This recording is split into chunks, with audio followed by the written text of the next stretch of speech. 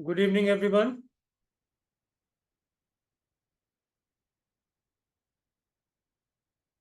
So today's class is based on geometry and mensuration. So आप क्या start करना चाहते हैं? ज्योमेट्री स्टार्ट करें या मेंसुरेशन स्टार्ट करें? आप लोग अपनी चॉइस बताइए इसका। Sir geometry sir. ज्योमेट्री से पहले ऑडियंस पोल लेना पड़ेगा। इजी पार्ट दीपेश बेटा, इजी पार्ट तो मेंसुरेशन का है उसे।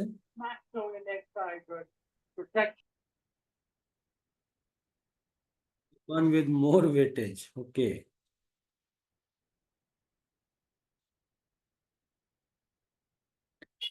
चलिए खैर बेटा, ज्योमेट्री भी आज का तो बहुत इजी होगा। डोंट, आज तो शुरू करेंगे तो ऐसा कोई खास प्रॉब्लम नहीं आने वाला उसमें। तो फिर ज्योमेट्री से ही स्टार्ट करते हैं।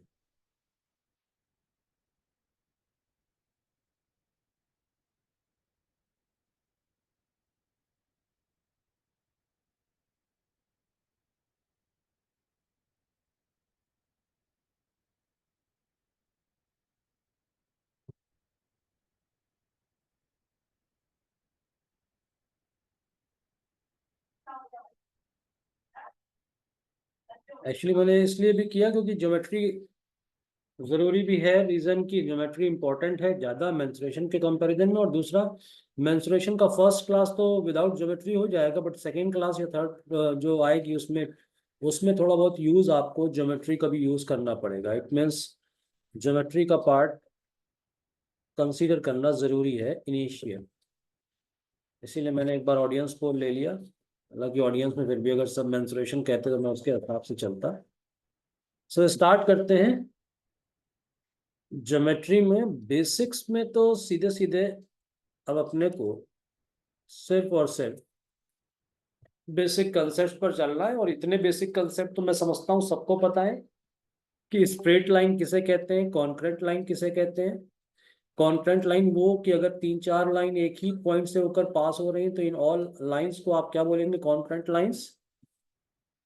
पैरेलल लाइंस, अगर दो लाइंस के बीच का डिस्टेंस ऑलवेज इक्वल है, ये डिस्टेंस और ये डिस्टेंस, इवन कोई भी डिस्टेंस आप कैलकुलेट करते हो सारे इक्वल है, तो ये दोनों लाइंस पैरेलल लाइंस कही जाएंगी। टू परपेंडिकुलर लाइंस, परपेंडिकुलर जैसे कि अगर मैं ये कहूं, अगर ये लाइन एल है और ये लाइन एम है तो एल परपेंडिकुलर टू एम, इस तरह से रिप्रेजेंट करते हैं। ये जो नोटेशन है ये परपेंडिकुलर का नोटेशन है। यहाँ पर अगर इस लाइन को एल और एम से रिप्रेजेंट कर रहे हैं तो इसके लिए इस तरह से आप रिप्रेजेंट करते हैं। जहां पर ये साइन दिखता है इसे आप पैरेलल कहेंगे। आई होप इतना तो सभी को क्लियर है कि क्या पैरेलल है और क्या पैरेलल परपेंडिकुलर है, या ऐसा कोई जो इससे भी अनजान है? Everyone knows these concepts? Yes. Okay, now if two lines are parallel and one transversal line cut these two lines L and M and one T transversal line, so इसे आप ट्रांसपोज लाइन भी बोलते हैं, transversal line भी बोलते हैं।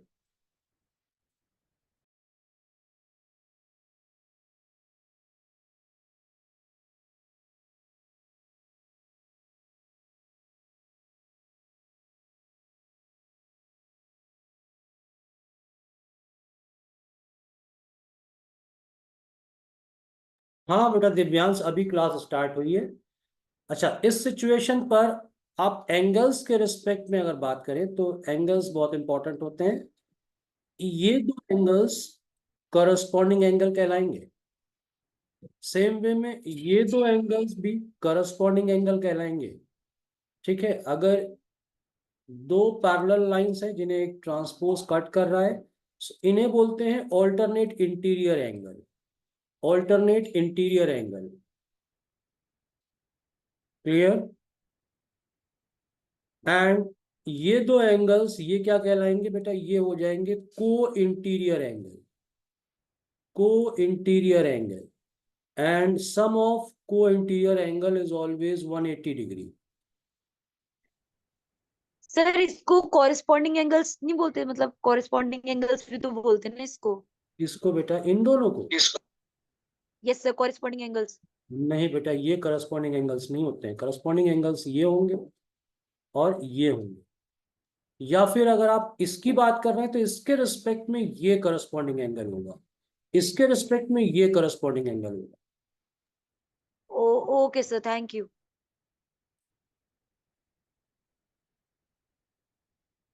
तो right angle आप सभी जानते हैं, जब दो लाइंस के बीच में एंगल 90 डिग्री का होगा तो आप इसे राइट एंगल कहेंगे। Obtuse angle, angle more than 90 degree.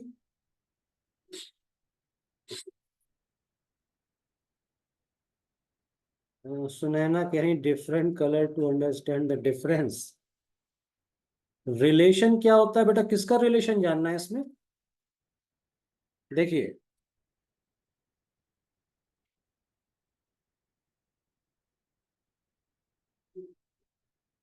ये करस्पॉन्डिंग एंगल्स हैं, ये इक्वल होते हैं बेटा। करस्पॉन्डिंग एंगल अगर मैं इसको 1 और इसको एंगल 2 कह रहा हूं, so angle 1 is equal to angle 2। इसके अलावा अगर मैंने इसे 3 बोला, so this one is 4, angle 3 is equal to angle 4। इसके अलावा इसे अगर आप 5 और इसे 6 कहते हैं, so angle 5 is equal to angle 6। और इसको अगर मैं 7 और 8 कह रहा हूं, तो angle 7 is equal to angle 8। Divyansh, clear हो रहा है?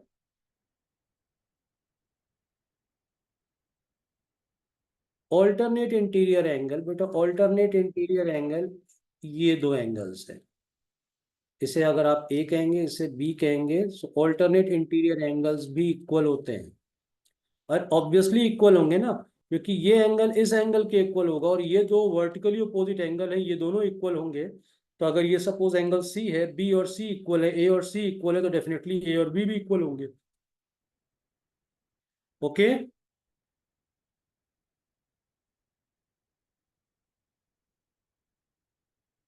को इंटीरियर बेटा, को इंटीरियर मैंने ये कहे, ये इन दोनों का सम आपको 180 मिलेगा।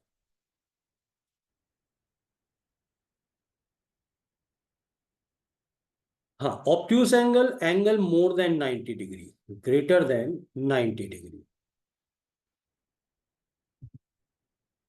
Reflex angle, straight line angle, इन सब से तो सभी लोग अवेयर हैं। Complete angle, complete angle 360 degree का होता है। And if two angles are complementary to each other, so definitely sum of both angles is equal to 90 degree. ये कई बार कॉम्प्लीमेंट्री वर्ड यूज कर देते हैं क्वेश्चंस में, तो आपको ये क्लियर होना चाहिए। इट मींस जिसके रिस्पेक्ट में बात कर रहे हैं उन दोनों एंगल्स का सम 90 डिग्री है। एंड अगर सप्लीमेंट्री की बात करेंगे तो in that situation your sum is equal to 180 degree.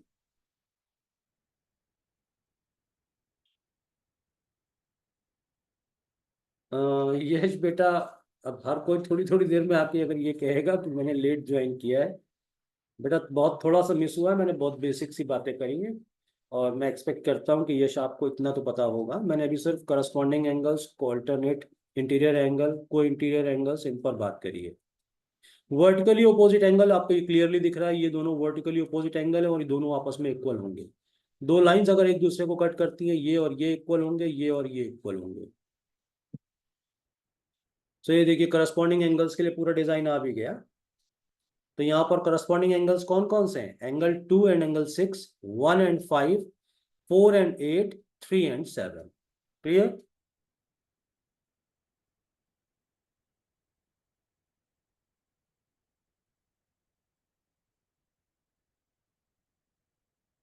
I hope इतना पॉइंट सबको क्लियर हो रहा है। सो अब आते हैं अपने इस क्वेश्चन पर। In this question it is given that A B is a straight line, x plus y required है। So to get this x plus y, आपको x और y दोनों का इंडिविजुअल वैल्यू निकालना होगा, देन आप उसका सम निकाल पाएंगे। ऑप्शंस गिवन है, इस डायग्राम को देख के इजीली ये सॉल्व हो सकता है।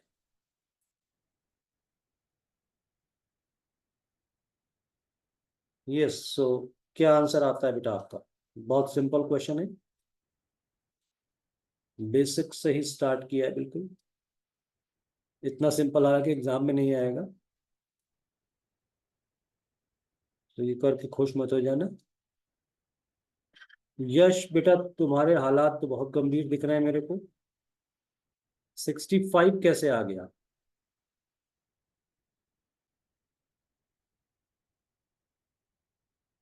दिव्यांश का 30 आ गया। बेटा दिव्यांश एक्सप्लेन कर सकते हो 30 कैसे आ रहा है?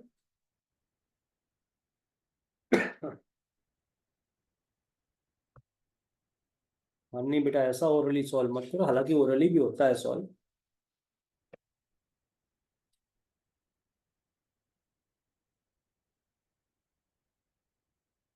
सो रीचेक करता हूं, करिए भाई। Yes the correct answer for this question is 93 degree. किसे किसे डाउट है? और clear to everyone?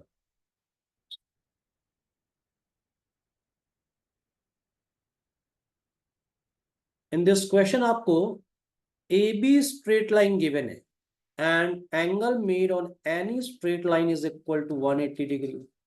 It means इस complete angle का वैल्यू 180 डिग्री है एंड ऑब्वियसली अगर आप इस डायरेक्शन में लेंगे तो इसका भी 180 डिग्री है। तो यहां से तो इजीली y प्लस 105 का वैल्यू 180 डिग्री मिल रहा है। इट मीन्स क्लियरली आप कहेंगे your y is equal to what 75 degree. और यहां से इतना पार्ट 90 है, it means 2x and 3x, it means your 5x is equal to 90। So x का वैल्यू 18 डिग्री। तो ये क्वेश्चन तो बेटा ओरली सॉल्व करने वाला ही था। It is 18 plus 75, it means your final answer is 93 degree. Clear everyone?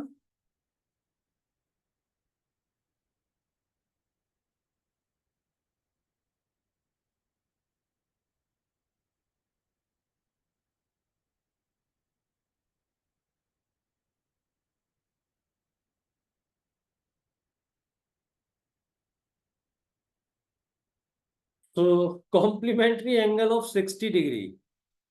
अब इसमें भी कोई मिस्टेक मत कर देना। Yes the answer is 30 degree. Absolutely right. देखिए अब कितनी फास्ट फ्रीक्वेंसी में चल रहे हैं comments. Supplementary of 120 degree. Yes absolutely right, it is 60 degree. For this question angle 1 is required.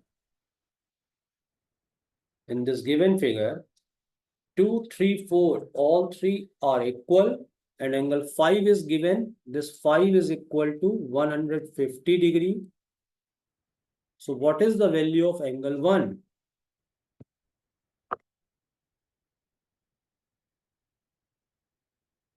Okay.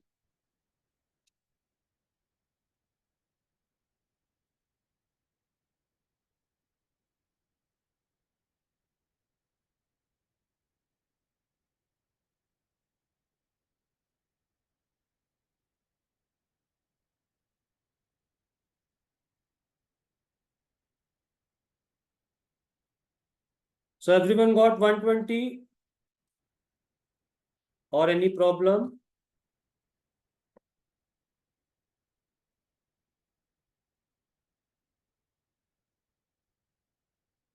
Okay, no problem. Very good. So in this question, ACE and DCB are line segment. ACE and DCB are line segment. AB parallel to DE, ये given है. X is required.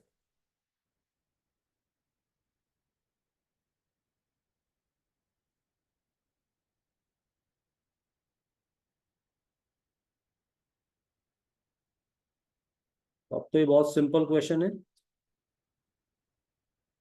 Okay, so everyone got 55. Yes. Very good.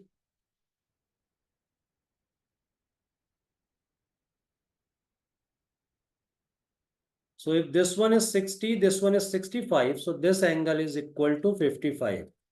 And obviously if AB and DE both are parallel, and BD is a transpose line for these two parallel lines. So this angle is equal to X. It means your X is equal to 55 degree. Simple सा question था ये तो.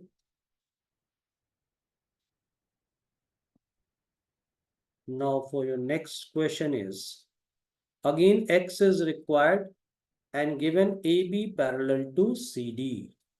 AB parallel to CD. So what is the value of X?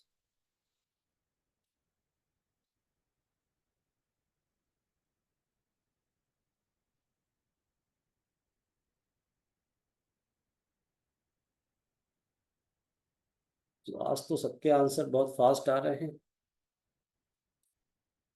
So I think clear to everyone.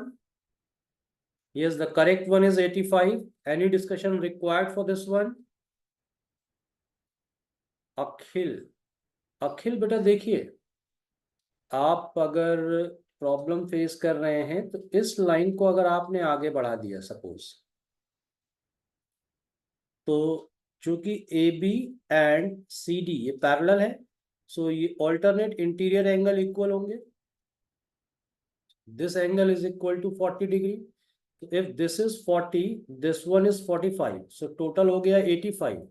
तो इतना part बेटा कितना होगा mister Akhil? You know sum of all three angle in any triangle is 180 degree.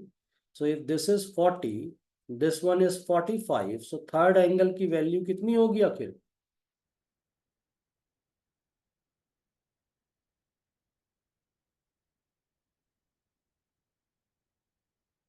बेटा minus भी वो कर देते तो अच्छी बात थी. 180 में से 85 सब्ट्रैक्ट कर दिया तो कितना आया? यस 95 आया. तो अगर ये 95 आया तो अब चूंकि ये एक स्ट्रेट लाइन है तो इजीली x प्लस 95 आप कह सकते हैं दैट इज इक्वल टू 180. तो अगेन अब x का वैल्यू आपको 85 डिग्री ही मिलेगा ना. हाँ, एक्सटीरियर एंगल से भी निकाल सकते थे कि अगर आप इस एंगल की वैल्यू देख रहे हैं, सो फॉर दिस ट्राइंगल ये वैल्यू एक्सटीरियर को शो कर रही है. तो एक्सटीरियर की वैल्यू अपोजिट दोनों एंगल्स के सम के इक्वल होती है. So it's 40 plus 45 it means 85. जैसी श्रद्धा वैसा कर लीजिए. सर मैंने बीच में पैरेलल लाइन खींच के कर दिया था. बीच में पैरेलल लाइन मींस? जैसे ये एक्स एक्स है ना सर, हाँ एक्स एंगल है, उसके बाइसेक्ट कर दिया था एंगल एक्स को.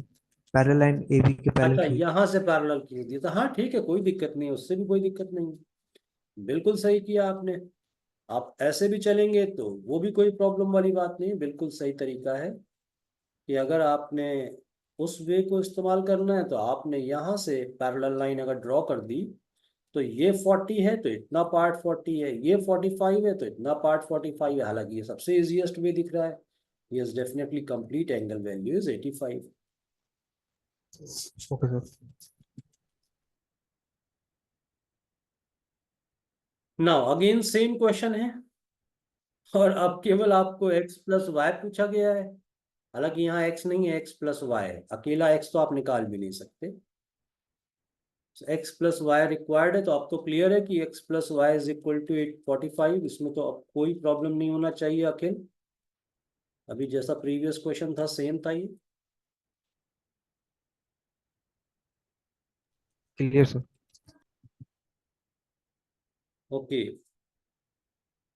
अब ये ऑलमोस्ट सेम पैटर्न है but as it is same नहीं है.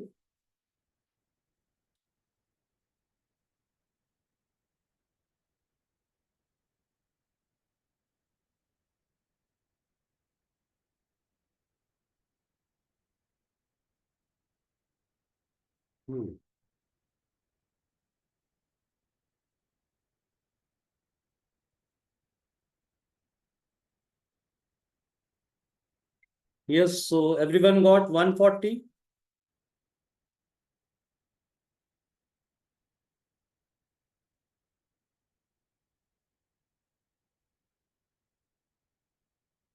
एकता बेटा फिर इसमें प्रॉब्लम आया. बेटा आप चाहो तो इसको प्रीवियस क्वेश्चन जैसा ही जनरेट कर लो. अगर ये लाइन को आप एक्सटेंड कर देते हैं, सपोज इस लाइन को एक्सटेंड कर दिया and this is A and this one is B, so your x is equal to definitely A plus B.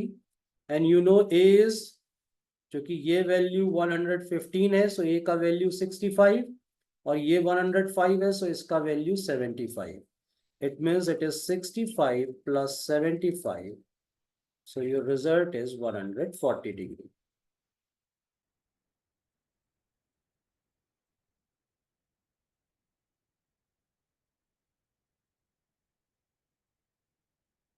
Now angle 1 to angle 5 तक का sum required है.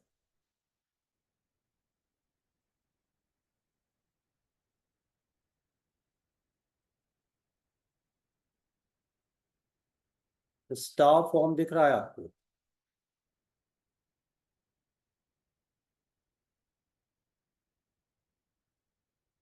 और गैस मत करिएगा, क्योंकि आप में से बहुत से लोग गैस करने लगते हैं. Okay, Sunaina got 180.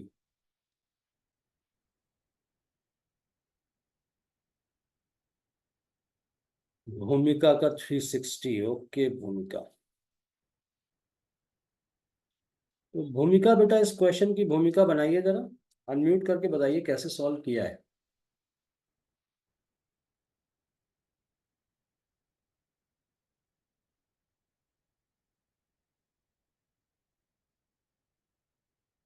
यस भूमिका.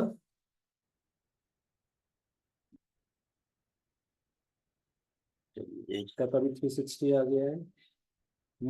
मैंने पहले ही कहा था बेटा तुम लोग गैस मत करना. तुरंत देखिए आया कमेंट, मुझे लगा. एक तो आप अनम्यूट करिए और बताइए कैसे आया 360.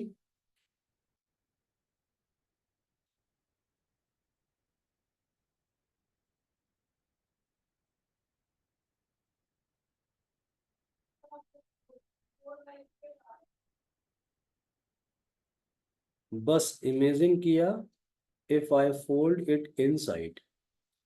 सर क्या मैं एक्सप्लेन कर सकता नहीं एक मिनट, आप क्या एक्सप्लेन करेंगे 360 को? हूँ 180 को? नहीं नहीं 180 नहीं एक्सप्लेनेशन चाहिए, मुझे 360 की एक्सप्लेनेशन चाहिए.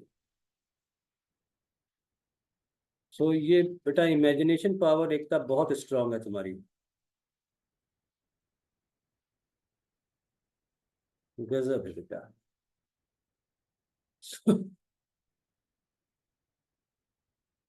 और अभी किसी का आ रहा है 360?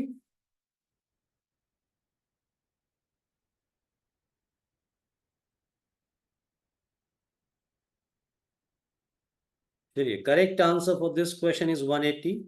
मैं इसीलिए 360 का एक्सप्लेनेशन मांग रहा था. 180 तो मुझे भी पता है, 360 कैसे आ रहा था मैं ये जानना चाह रहा था. सो फिर डिस्कशन स्टार्ट करें. हाँ, आप कौन एक्सप्लेन करना चाह रहा था बेटा 180 को? सर मैं हाँ अमित बताएं. सर इसमें बेसिकली एक्सटीरियर एंगल का कॉन्सेप्ट है.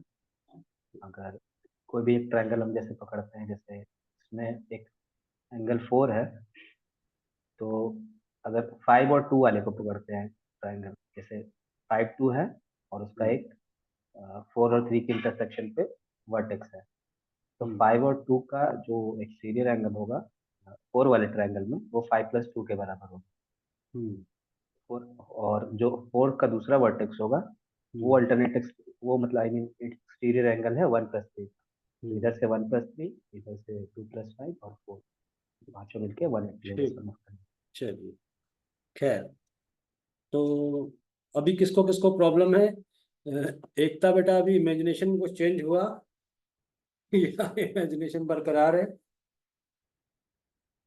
देखिए, अगर मैं इस ट्राइंगल पर फोकस कर रहा हूं, ध्यान से देखिएगा, बहुत सिंपल क्वेश्चन था.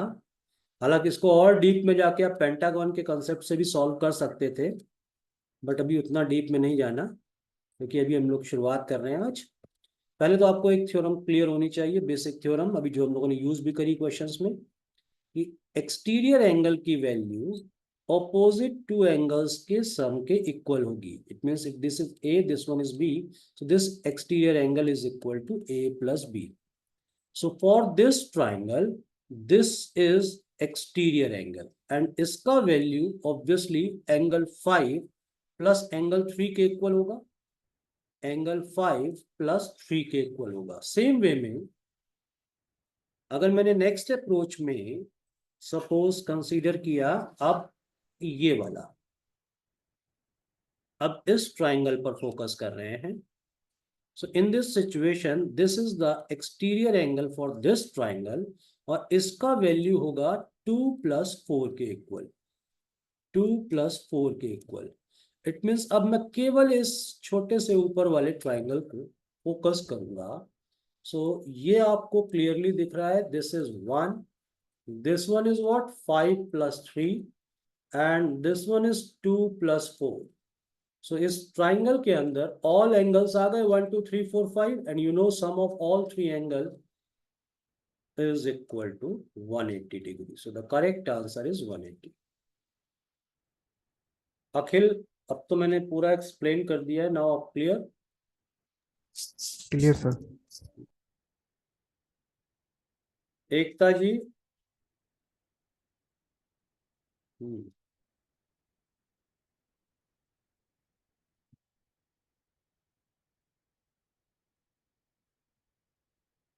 Okay, now this is your next question.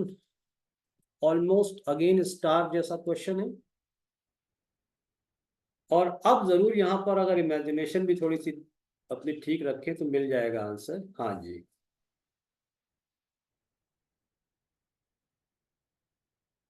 Pranjal previous slide में कोई प्रॉब्लम है अभी?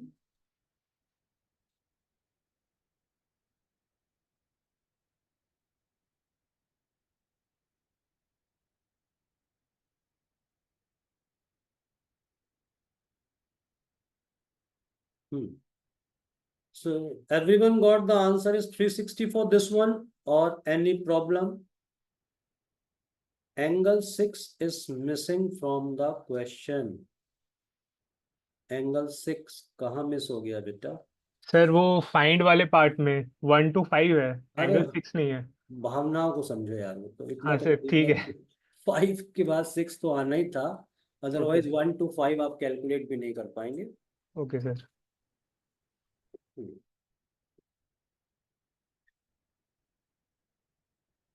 So everyone got it is 360 or any discussion required? Mr. Akhil, is it clear?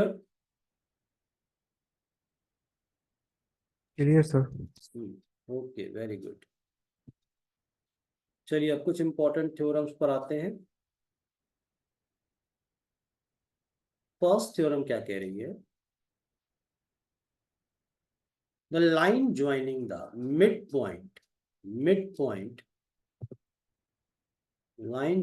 midpoint of any two sides of triangle is parallel and half of the third side of triangle. It means अगर आपने इस triangle में, like this triangle is ABC, AB and BC के midpoint को, suppose P and Q are the midpoints, join किया, so this PQ is parallel to BC as well as PQ is half of BC. Clear?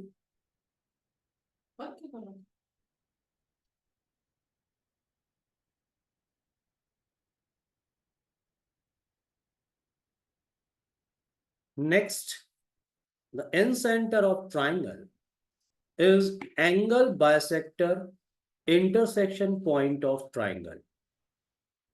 ये points use होंगे इसलिए यहां पर मैंने show कर रखे हैं।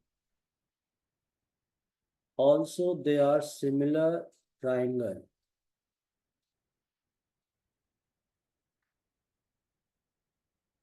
सिमिलर ट्राइंगल की बात, अच्छा इन दोनों की आपस में बात कर रहे हैं, अब वो एक डिफरेंट चीज है बेटा। ऑब्वियसली अगर पैरेलल सी बात है तो फिर ये एंगल ये एंगल ये एंगल ये एंगल इक्वल हो गए और थर्ड तो कॉमन है, तो डेफिनेटली ये सिमिलर तो होंगे ही सही। हाँ, in centre of any triangle is angle bisector intersection point. In center of any triangle is equal distance from the sides of triangle. In center समझते हैं ना बेटा? हालांकि इस पर हम लोग आगे और डिटेल में बात करेंगे जब ट्राइंगल वाला टॉपिक लेंगे, बट अभी केवल बेसिक पॉइंट्स कवर करके चल रहे हैं। आदिल कह रहे हैं नो। आदिल किसके रिस्पेक्ट में आपने नो कहा बेटा?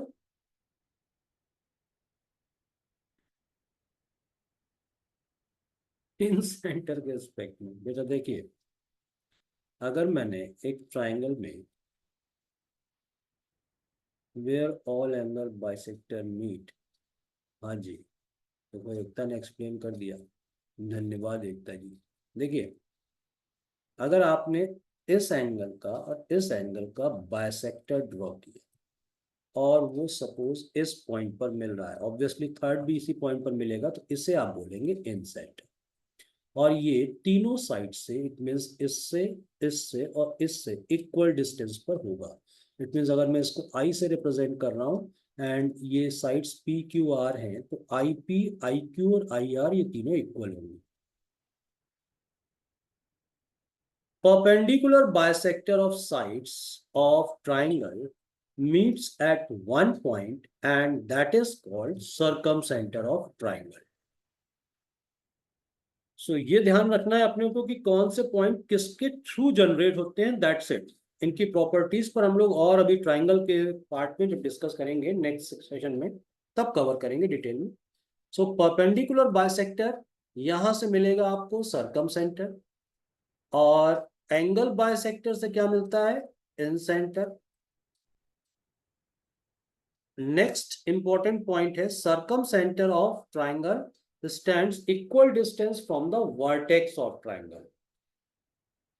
तो एक्चुअली ये डिजाइन कुछ ऐसा होता है,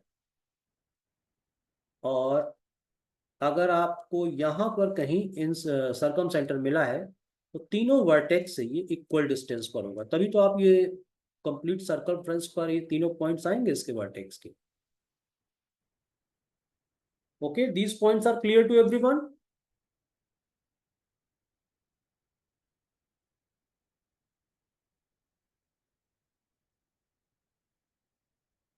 तो लास्ट वाले में क्या बताया था? लास्ट वाले में मैंने ये बताया कि परपेंडिकुलर बाइसेक्टर का इंटरसेक्शन पॉइंट सर्कम सेंटर कहलाएगा, एंड सर्कम सेंटर का तीनों वर्टेक्स से डिस्टेंस इक्वल होगा, बिकॉज सर्कम सेंटर के रिस्पेक्ट में ये पॉइंट सेंटर है और ये तीनों वैल्यू रेडियस को शो कर रही है ना, और रेडियस इट मीन्स वो तो इक्वल होगी।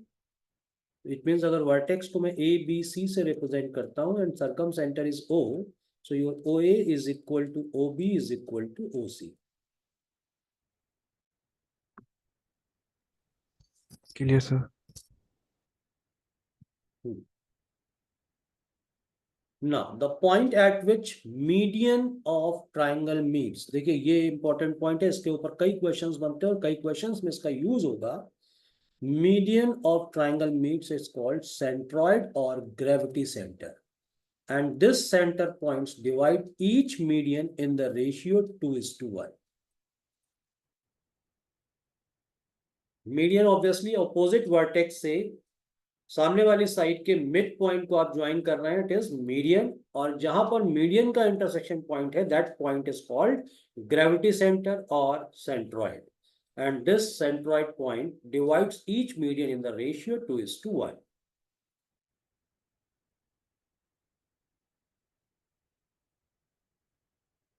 ऑर्थो सेंटर एक्चुअली होता है एल्टीट्यूड्स आपने जो अपोजिट वर्टेक्स से ड्रॉ किए सामने साइड पर, और उनका इंटरसेक्शन पॉइंट वो ऑर्थो सेंटर कहलाता है। अभी हम लोग इसको कवर करेंगे in triangle part.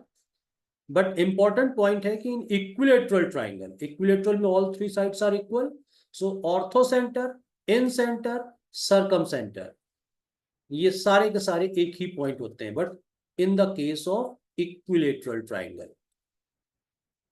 Ortho centre, incentre, circumcentre, all points are same.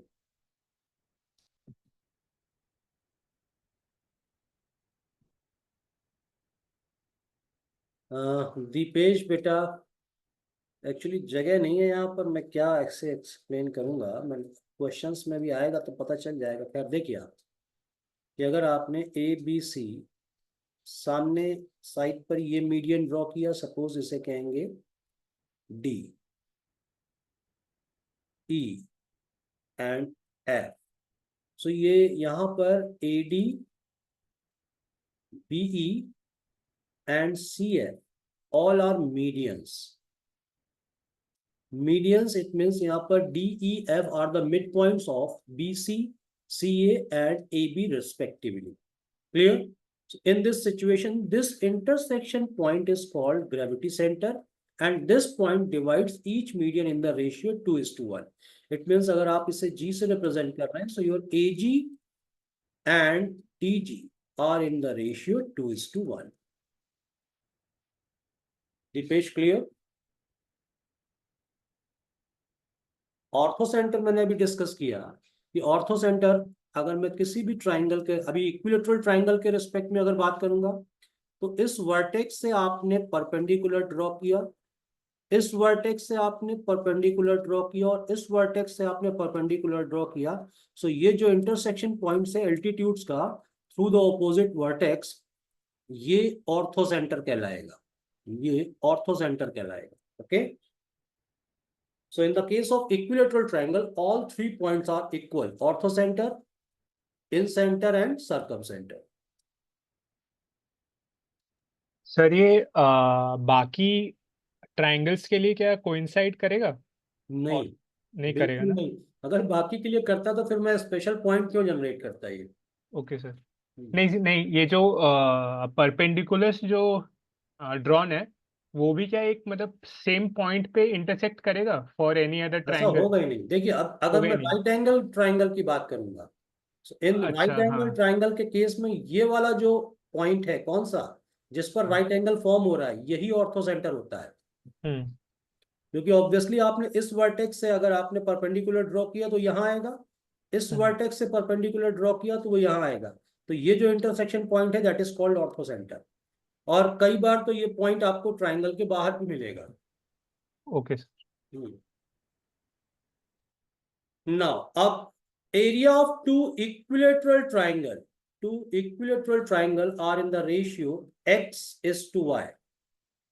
Then their altitudes are in the ratio √x and √y. So ये इक्विलेटरल ट्राइंगल के केस में है कि अगर एरिया आपका इन द रेशियो x:y है, then altitudes का ratio √x and √y है. ये सब पॉइंट्स डायरेक्टली यूज होते हैं क्वेश्चंस में. एंड नेक्स्ट इंपॉर्टेंट पॉइंट है ratio of area of similar triangle are equal to the ratio of square of their corresponding sides. देखिए, इस पॉइंट पर तो मैं थोड़ा सा क्लियर कर दूं, स्पेशली सिमिलर के लिए, क्योंकि इसका यूज अपने को बहुत करना है. Like two triangles A B C and P Q R, both are similar triangle. So in this situation पहला तो इंपॉर्टेंट पॉइंट होता है करस्पॉन्डिंग साइड्स का रेशियो इक्वल होता है. It means A B upon P Q is equal to B C upon Q R is equal to C A upon P R. ये है corresponding sides का ratio, ये equal होगा. इसे आप एक कांस्टेंट के इक्वल लेकर चल सकते हैं. एंड एरिया के रिस्पेक्ट में जब बात करेंगे तो area of two similar triangles, इसके लिए आपको इसी पर स्क्वायर लगा देना है. A B square P Q square, B C square Q R square, C A square P R square. Got it everyone?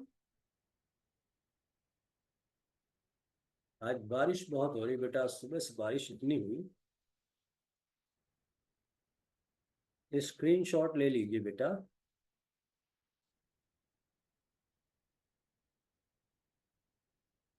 Previous slide वो भी ले लीजिए भाई.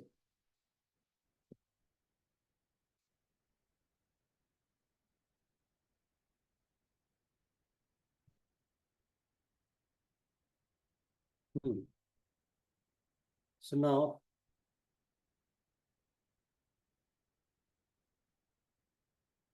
फोर्थ का डायग्राम कौन सा बेटा? फोर्थ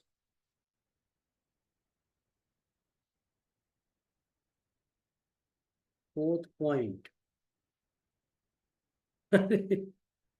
देखिए, बड़ी दुविधा में हो तुम लोग बेटा.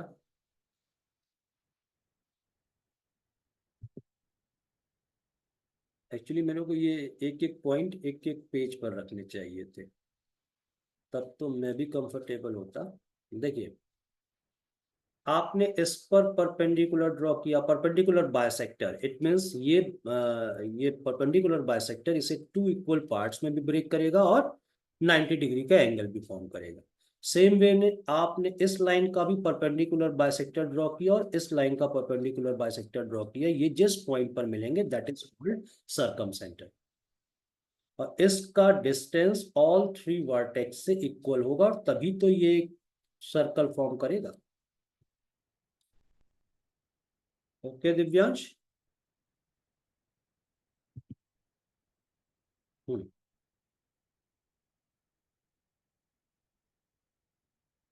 So your question says that in ABC triangle, BC and DE are parallel. D and E are points on AB and AC. Ratio is given for AD and DB. AC given है, AE required है. So in a triangle ABC,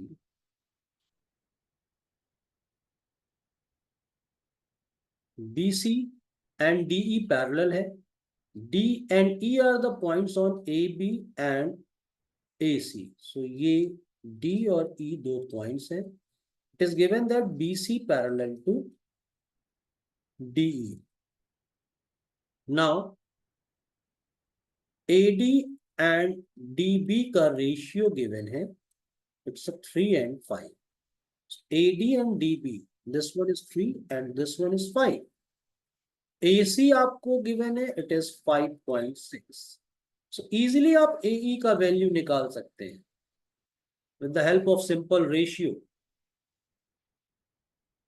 Yes, it's a 2.1. Everyone got it?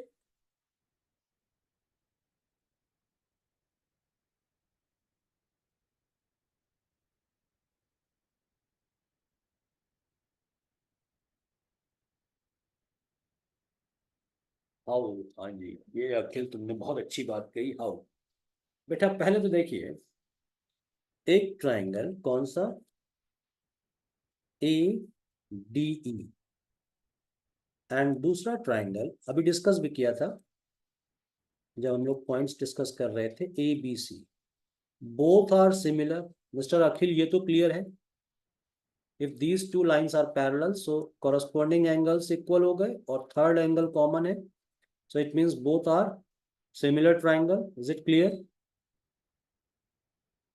Clear, yes sir. or no? So corresponding sides का ratio equal होगा, तो corresponding sides it means what?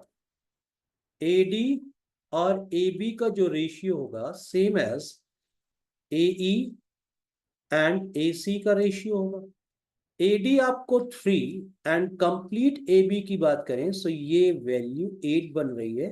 So if this ratio is 3 and 8, तो AE and AC का ratio भी तो वही हुआ। Point clear हो रहा है?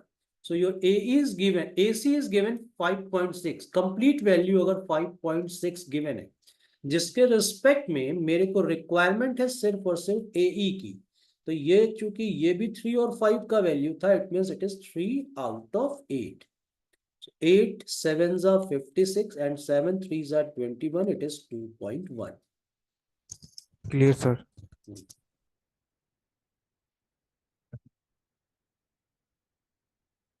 Now your next question says, in triangle ABC, AD is internal bisector of angle A, meeting the side BC at D. BD is 5, BC is 7.5, AB and AC का ratio required है। In triangle ABC, AD is the internal bisector of angle A, meeting the side BC at point D. BD is 5, BC is 7.5, it means this is 2.5. So AB and AC का ratio required है। Yes.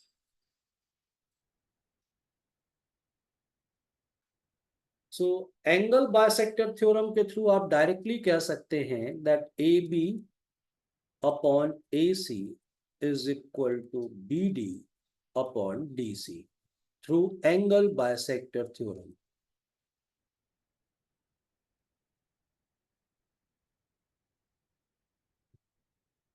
और ये values given है, so your direct result is 2:1।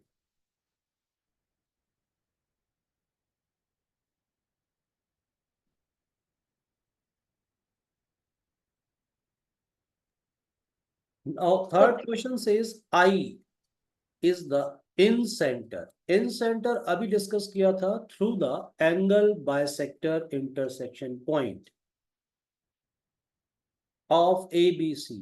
Angle B is given, angle C is given. Find BIC. Previous slide show करनी है, देख लीजिए बेटा।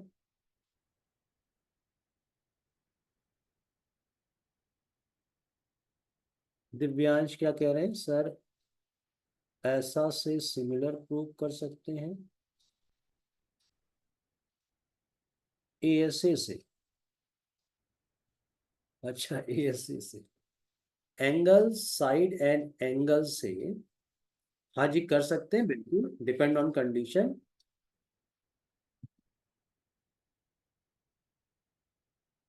हाँ, सो इस क्वेश्चन के लिए स्पीडली अब ट्राई करें बेटा, अभी तो इजी क्वेश्चन है ये।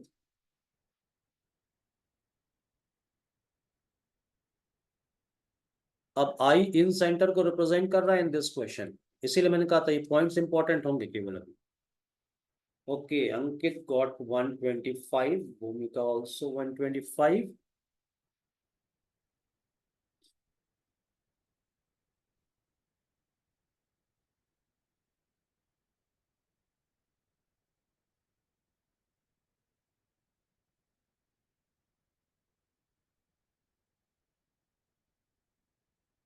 So everyone got 125?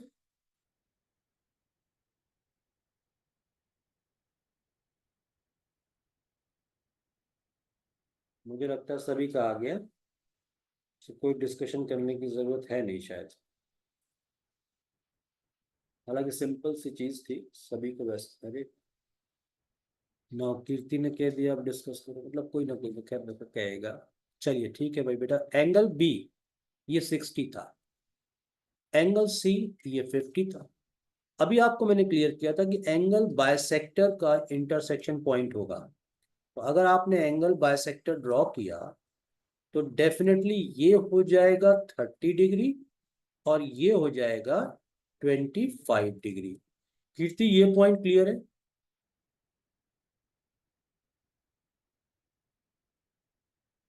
यस।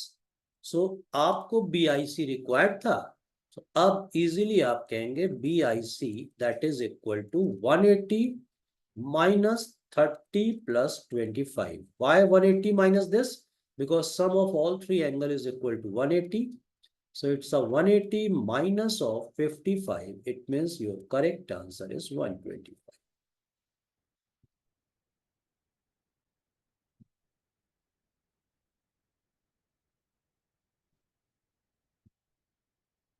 हालांकि आप इस BIC को इस तरह से भी देख सकते हैं कि चूंकि अगर ये कंप्लीट वैल्यू 60 थी और ये कंप्लीट वैल्यू 60 थी, इट मीन्स दोनों एंगल का सम हो गया 110 डिग्री। तो ऑब्वियसली एंगल ए का वैल्यू 70 डिग्री हो जाएगा। तो BIC को आप किस तरह से और भी रिलेट कर सकते हैं, it is 90 degree plus half of angle A, ये भी एक कंसेप्ट है। सो सीधा सीधा 90 plus half of 70, it means 90 plus 35, यहां से भी आपको 135 डिग्री मिल जाता है।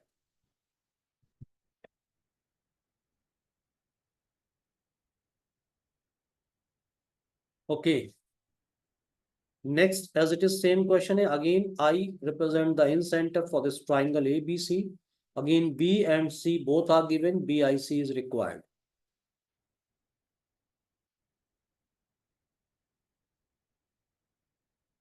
तो अब तो ये मेंटली बनता है।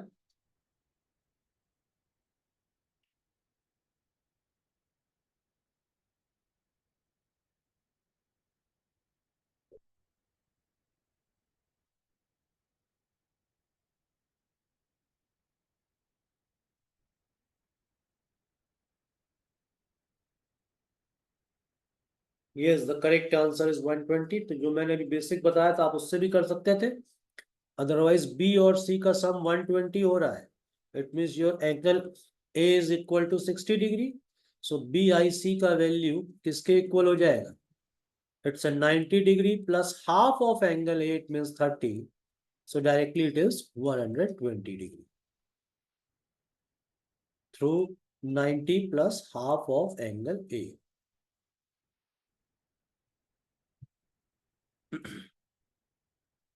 Clear everyone?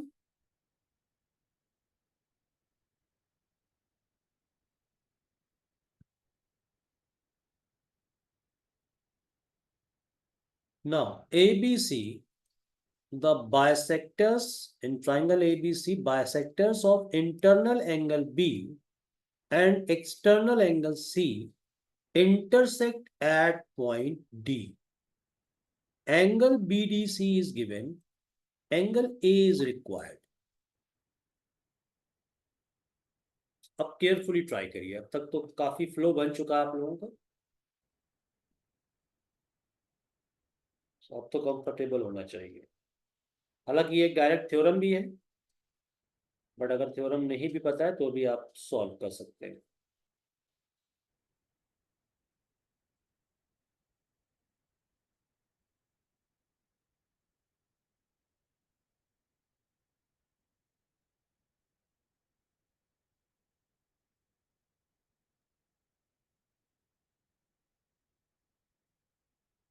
Okay, Prathamesh got 100।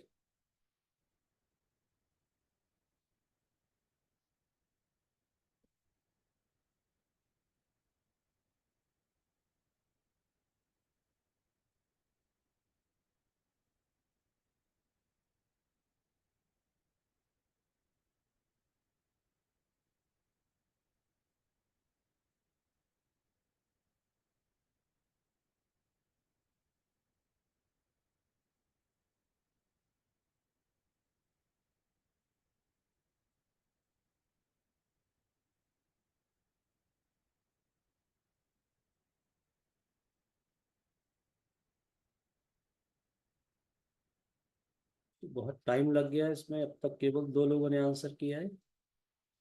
Rest students, what you all are doing?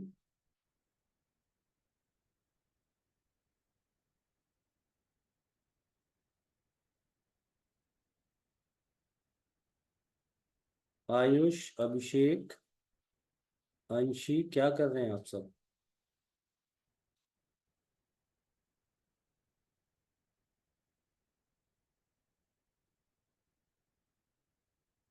In this question, language says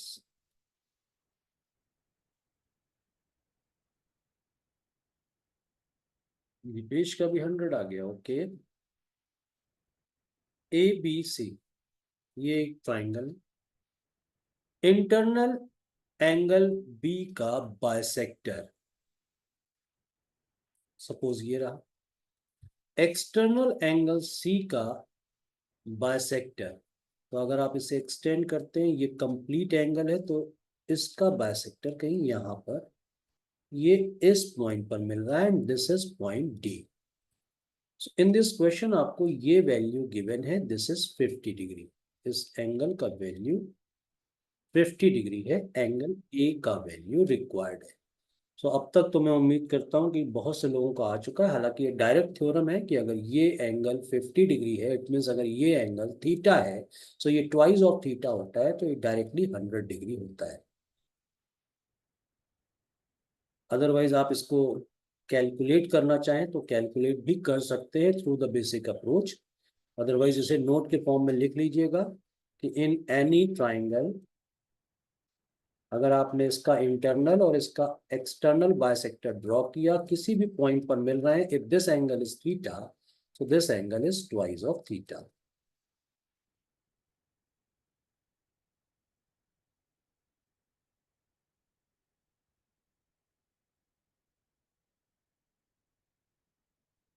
Okay, now your next question says, in a triangle ABC, side BC is extended up to D। देखिए language इसमें बहुत important है और language के हिसाब से diagram भी important है। किस तरह से? That CD is equal to AC, angle BAD is given, ACB is given, ABC is required.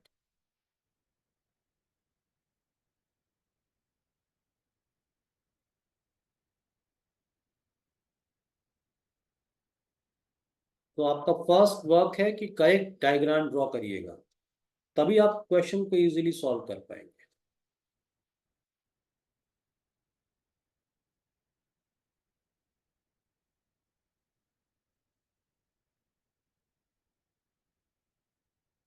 In this question, ABC BC को अप टू D तक एक्सटेंड किया है, such that CD and AC both are equal. So CD and AC ये दोनों sides equal है। इससे भी join कर लेते हैं।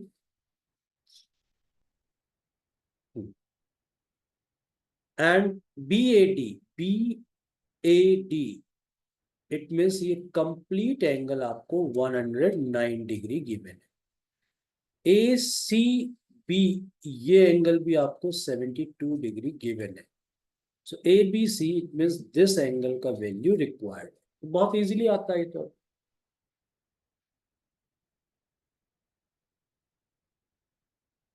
ओके सो बहुत से बच्चों का अब तक 35 आया, हालांकि बहुत तो नहीं, केवल 3 ही का आया है।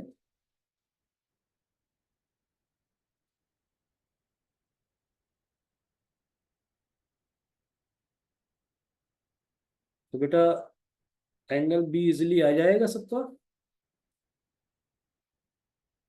या कोई डिस्कशन रिक्वायर्ड है इस पर?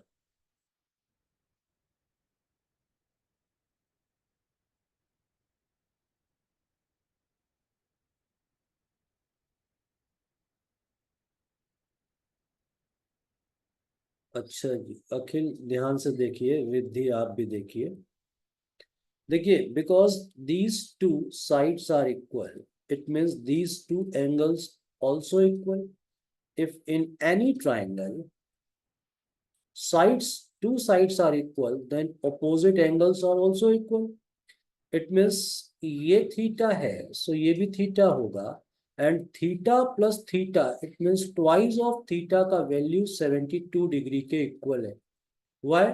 बिकॉज ये एक्सटीरियर एंगल का वैल्यू ऑपोजिट दोनों एंगल के सम के बराबर होगा।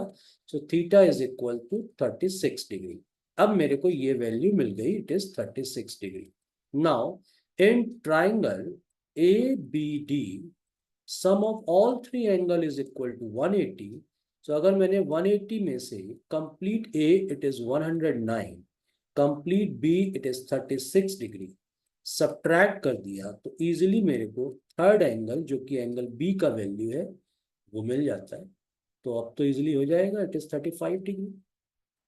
109 mine and plus 36 it means it's 145, 180 minus 45, 35 degree. Akhil Riddhi clear now?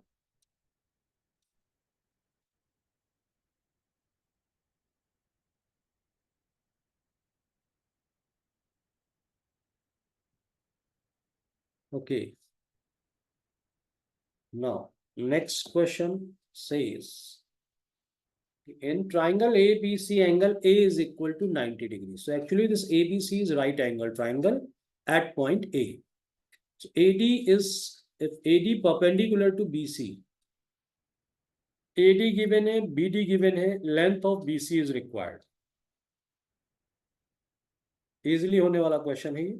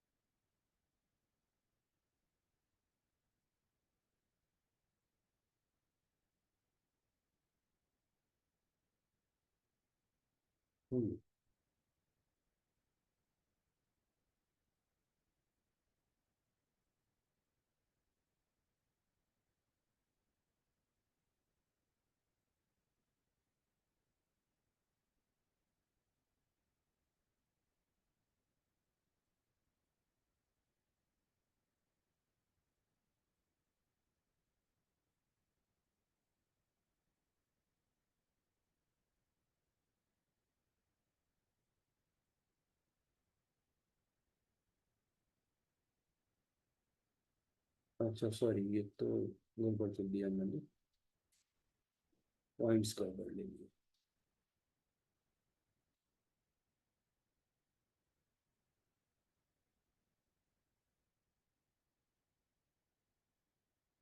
ए से ड्रॉ किया गया और ए के ऊपर ही आपको बोला है 90 डिग्री में। It means A B C का वैल्यू रिक्वायर्ड है, ठीक है। A B C, A D से आपने परपेंडिकुलर ड्रॉ कर दिया है। This angle is 90 and also this angle is 90।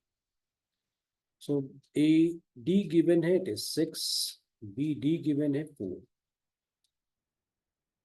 अब तक सिर्फ प्रथमेश का और दीपांशु का आंसर आया और उन्होंने तो बहुत फास्ट आंसर दे दिया। बाकी students still work in progress में है। Okay, Digvijay got right now 13। Any problem to solve this question?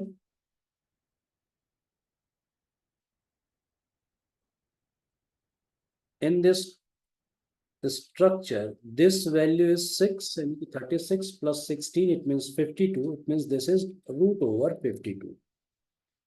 So clearly in triangle ABC, which is similar to triangle ADC, ADB, both are similar triangle. So corresponding sides का ratio equal होना चाहिए। Theorem भी याद नहीं आ रही। Theorem तो बेटा मैंने आज ही डिस्कस करी है कि करस्पॉन्डिंग साइड्स का रेशियो इक्वल होगा। और यहां पर मैं बेस और हाइपोटेन्यूज के रिस्पेक्ट में अगर बात करूं, सो for this complete ABC, base is AB and hypotenuse is BC, and for ADB your base is equal to BD and again hypotenuse value is AB. So cross multiply करने पर you get AB square, that is equal to BC into BD, and AB it means root 52 square, it means it is 52. BC is required for this question and BD is given, it is 4. So clearly your BC value is 30. D should be the midpoint of CB. बेटा ये कैसे कह सकते हैं आप?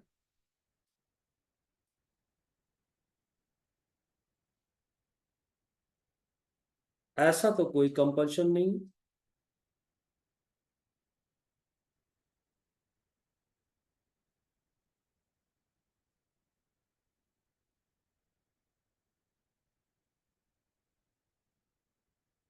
In case ये isosceles right angle triangle होता तब आप ये कंडीशन लगा सकते थे, अभी तो नहीं कह सकते। It means if AB is equal to AC, then आप ठीक थे। Now So clear how, to everyone? sir, how did we get AB is equals to 50 root 52? बेटा ये किसने क्वेश्चन पूछा है?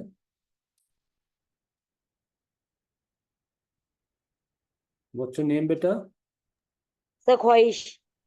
Khwahish, you know Pythagoras theorem? Yes, sir. क्या कहता है बेटा Pythagoras? Hypotenuse square is equals to base square plus height square.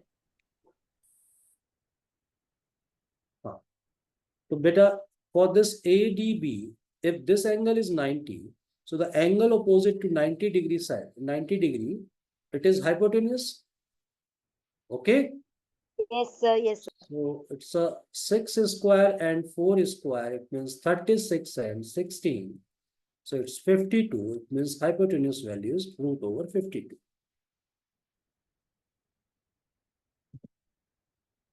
Okay, now your next question is this. Again a good question. अब बेटा काफी देर बाद तो एक ठीक ठाक क्वेश्चन आया है।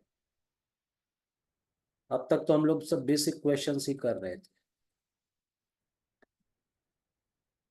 In right angle triangle ABC, XY is a line parallel to BC and AX is to XB is given, it is 3:5, and area is also given 16 centimeters square, so area of BXY is required.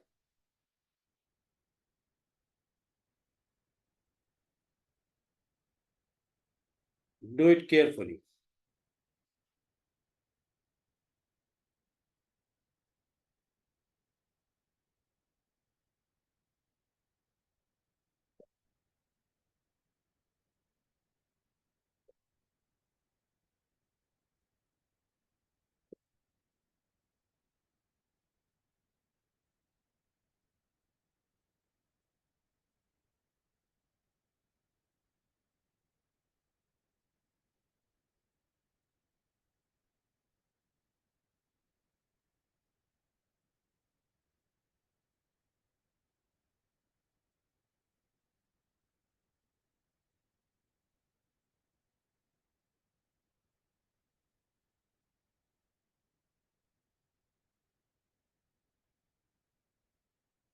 क्या status है? यश Prathamesh,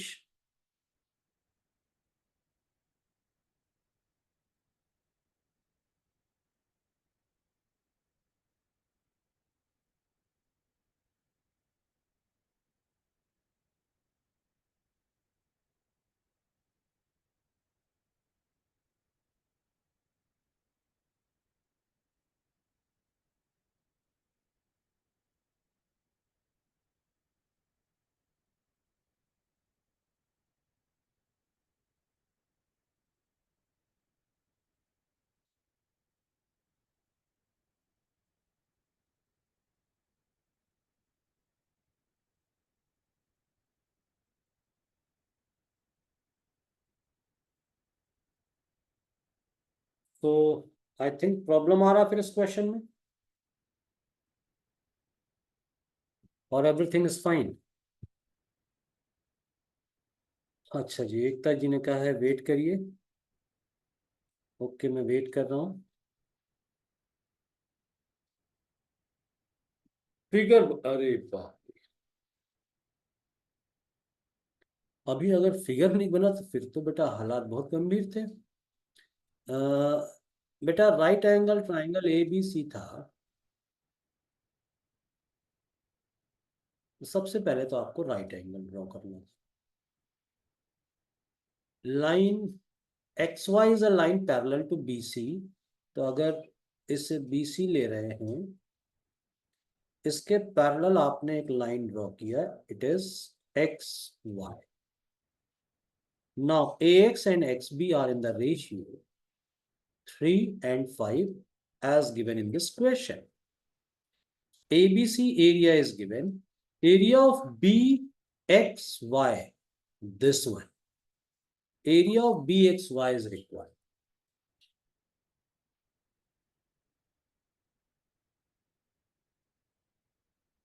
So Shruti got 2.25, Dipanshu 55/8, and प्रतीक्षा का बहुत प्रतीक्षा करने के बाद answer आया है 6.25. Okay, तो फिर अब डिस्कशन करते हैं। आई थिंक आप लोगों ने बहुत समय ले लिया है। अगर A पर 90 रखें तो, दिव्यांश कह रहे हैं A पर 90 रखें तो, भाई आपकी बात एक बार ट्राई करके देख लेते हैं, बट मुझे लगता नहीं ऐसा होना चाहिए कि अगर A पर आप 90 रखेंगे तो फिर तो बेटा ये सत्यानाश हो जाएगा, नहीं हो पाएगा, नहीं होगा। तो ये तो आपने खराब कर दिया क्वेश्चन। हाँ, फिलहाल अब आ जाते हैं कंसेप्ट पर क्वेश्चन के। बिकॉज ये 3 और 5 का रेशियो गिवन है, तो मैं कंप्लीट AX और AB के रिस्पेक्ट में इसे कहूंगा 3:8 है। AX and AB का ratio 3:8. This point is clear everyone? And चूंकि XY is parallel line for with respect to BC, तो A triangle AXY is similar to triangle ABC. It means corresponding sides का ratio equal होगा. तो अगर AX और AB का ratio 3:8 है, it means XY and BC का ratio भी 3:8 होगा. So clear this point? XY and BC also in the ratio 3:8.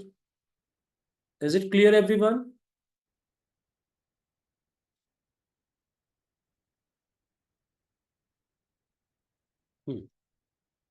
So अब मैं इन वैल्यूज को एज इट इज 3x और 8x कंसीडर कर रहा हूं, और यहां पर इन वैल्यूज को 3y एंड 8y कंसीडर कर रहा हूं. तो triangle ABC, you know, area of any triangle is half base into height. If you know both base and height, so here base is equal to BC and height is equal to AB, and that is 16 according to question. So half base means BC, and your BC is equal to 8y. Height is equal to AB, and AB is equal to 8x. That is equal to 16. So your XY value is what? It is 32/64. It means 1/2. ये आ गया XY का value. And आपको required है BXY का area. Again formula is half base into height. So half base. अब base आप XY को treat करेंगे, then XB is treated as a height. Otherwise, if XB is treated as a base, so XY becomes height. So आप कहेंगे it's a 3y into 5x. It means it is 15/2 times of XY, and XY value is what? 1/2. So actually it is 15/4. So 15/4, it means 7.5/2. It means it is 3.75 is the correct answer. I hope किसी एक का ही मैंने देखा था 3.75, बाकी सबका कुछ different ही था. Yes, mister Jatin got 3.75. Sir I Very have good. हाँ जी, क्या कह रहे हैं? सर यहाँ पे तो मेंशन नहीं किया है ना कि it's a right angle triangle, तो हम लोग AB को डायरेक्टली हाइट कैसे ले सकते हैं? क्या मेंशन नहीं किया तो क्या नहीं ले सकते? Right angle triangle. Okay okay sorry शुरुआत में यही कहा है. Sir, sorry sir, I didn't say that, sorry.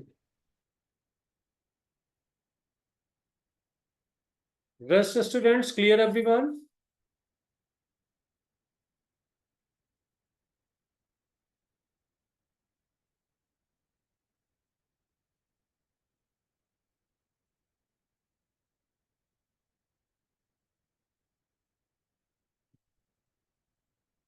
Okay, now this is your next question. और ये बेटा जैसा पिछला क्वेश्चन थोड़ा सा टफ हो गया आप लोगों के लिए, बट ये क्वेश्चन अब उतना ही इजी है. G is the centroid. Centroid के बारे में डिस्कस किया था, where all three median cuts. That point is called centroid or gravity center, and this centroid point divides each median in the ratio 2:1. So area is given 72 for the complete triangle, and area is required for BDG. A simple question.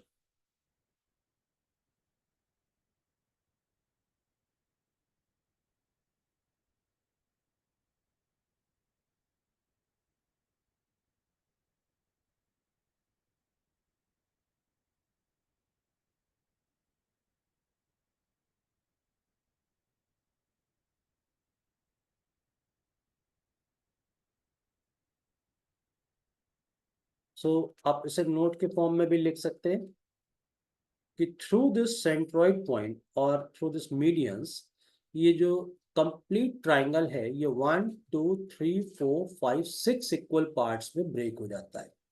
It means हर एक part का area 1/6 of complete triangle area होगा. So here BDG area is required. BDG, it is equal to 1 out of 6. So 1 out of 6 with respect to 72, your correct answer is 12. Simple सा question था ये.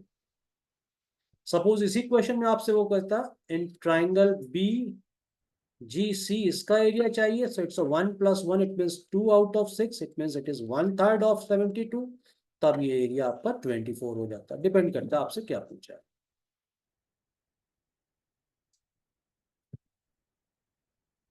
Okay, so in the next question, in triangle ABC, angle B is given. CD is the angle bisector of angle C. AD is equal to AM. Angle MAC is required. ABC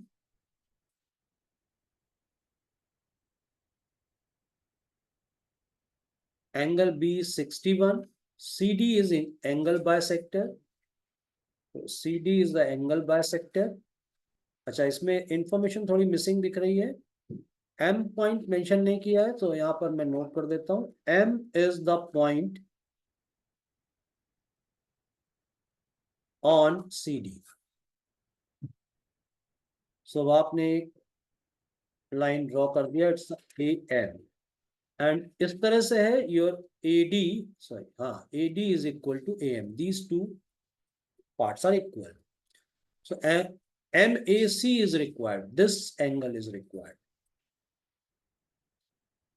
So again easy question है, आप carefully करिए, easily answer आता है. This angle is given, it is 61.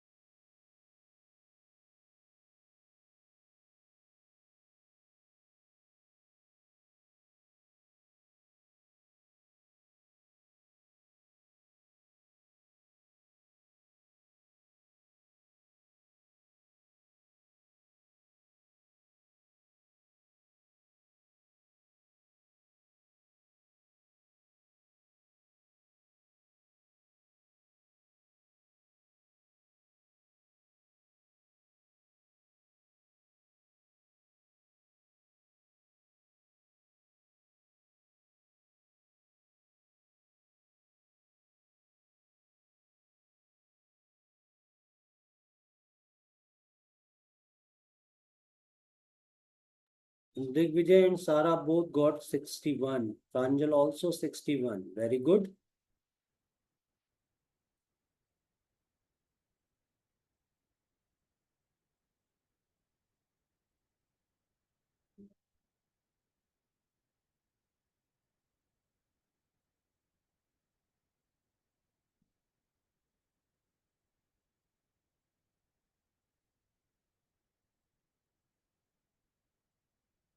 Any problem to solve this question?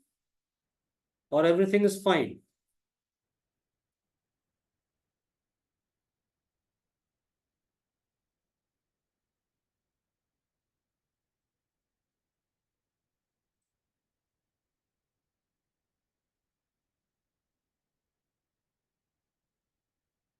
Riddhi, you have problem. तुम्हारा तो नाम ही रिद्धि है, तुम्हारे पास तो सिद्धि होनी चाहिए.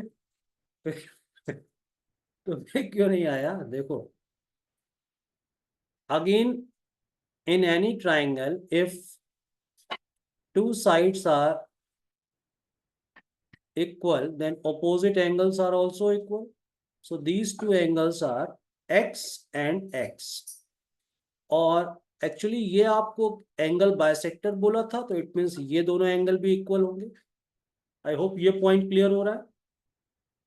सो अगर मैं इस x की बात करूं, तो ये इस कंप्लीट ट्राइंगल के लिए, ट्राइंगल BDC के लिए एक्सटीरियर एंगल है. सो इस x का वैल्यू 61 डिग्री प्लस थीटा होगा.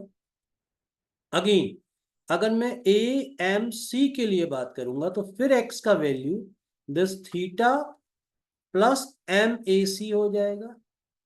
MAC हो जाएगा.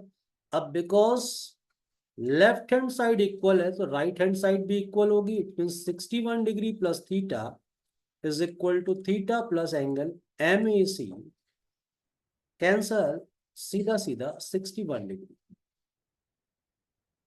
तो बहुत सिंपल क्वेश्चन था।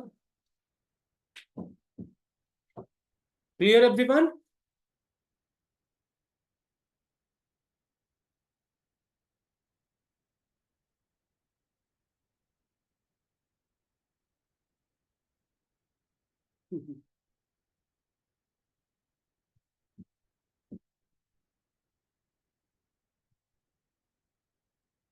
सो x90 होगा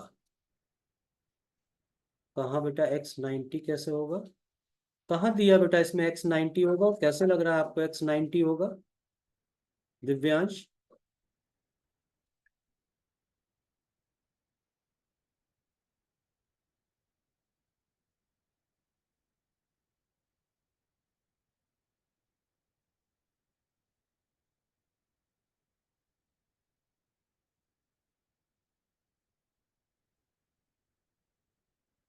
अच्छा, हाँ, for this next question, distance between A and B is 10 and distance between B and C is 12. It means आपको AB का वैल्यू एक्चुअली 10 दिया है और BC का वैल्यू 12 दिया है. So length AC lies in the range A to B, small a, small b. What is the values of A, comma B?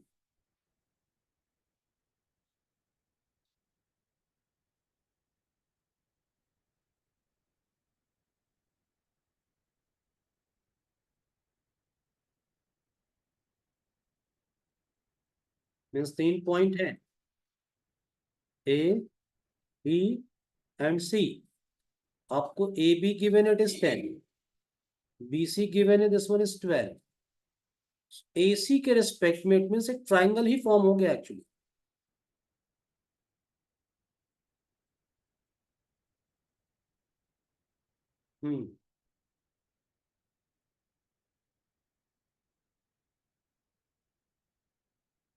Yes, the minimum value is the difference of these two sides.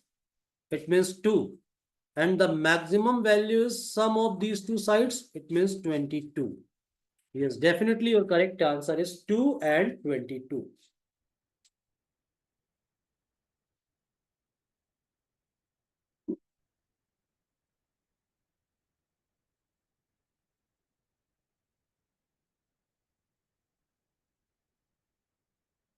कोई नहीं बेटा, एकता तो इस form में तुम generate कर लो भाई तुम्हारे हिसाब से, अगर तुमको ये लग रहा है कि लाइक ए और बी है, तो तुम क्या कहना चाह रही हो कि अगर ए बी 10 है और बी सी सपोज ये 12 है, तो इन दिस सिचुएशन आपके पास देखिए, अगर मैं इस फॉर्म में भी क्रिएट करूंगा, इन दैट सिचुएशन AC का मैक्सिमम वैल्यू 22 हो सकता है, और इन केस मैंने कहा कि ये पॉइंट है AB जिसका वैल्यू 12 है, और इसी के बीच में सपोज एक पॉइंट आ गया, एक मिनट, आपको दिया था BC 12. ओके, तो एक बार आप BC इस तरह से ले लीजिए, ये BC का वैल्यू 12 है और A यहीं पर आ गया. इन दैट सिचुएशन ये वैल्यू 10 है, तब भी ये वैल्यू 2 को रिप्रेजेंट कर रही है, तो आप लीनियर में ले लेंगे तब भी आपको यही मिलना है, कुछ नया नहीं मिलना है. Okay, Ekta point is clear? Clear तो है सर, मैंने ना वो ABC 10 के बाद 12 एक्सटेंड करके कर दिया था, फिर मेरा 2 नहीं आया. अच्छा चलिए कोई नहीं. तो अब बेटा नेक्स्ट क्लास में आने से पहले अब आप लोग थोड़े से बेसिक्स, स्पेशली ट्राइंगल्स से रिलेटेड, सर्कल से रिलेटेड आप देख के आएंगे. सो एक ट्राइंगल्स के लिए क्या बेसिक प्रॉपर्टीज होती हैं, एक बार अगर आप बेसिक्स में बहुत वीक है तो NCERT का कोई भी बुक उठा लीजिएगा, और बुक उठाने की जरूरत नहीं है, आप NCERT का बुक अगर नहीं भी है आपके पास, डाउनलोड कर सकते हैं, आपके पास अवेलेबल है ऑनलाइन, इजीली मिल जाएगा आपको, तो उससे एटलीस्ट बेसिक प्रॉपर्टी देखेंगे, सो कंफर्टेबल फील करेंगे next class. Okay, good night everyone.